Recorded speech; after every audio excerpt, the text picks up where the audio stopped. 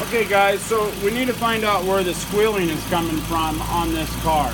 There's three different things that it can be: the water pump, the alternator, or the air conditioning pump, or I guess possibly a seal on the crank pulley. But we're going to check those three items. Now I'm going to use a hose here, and it's a little long, so you don't have to have it this long, but it's the one that I have.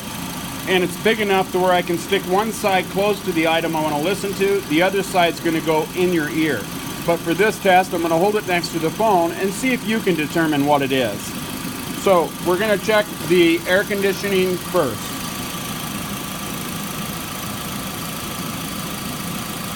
Now we're going to go to the water pump. Now we'll go to the alternator. Now, I don't know if you could hear that really as good as I can with the hose to my ear, and I'll listen to it and find out. But if you said alternator, you're correct. So the alternator pulley is where the whine is, and I always hear it under a load.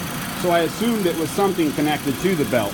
So I hope this video helps you out. Please click like, please click subscribe, click on my name underneath this video for all my other how-to videos, and as always guys, enjoy.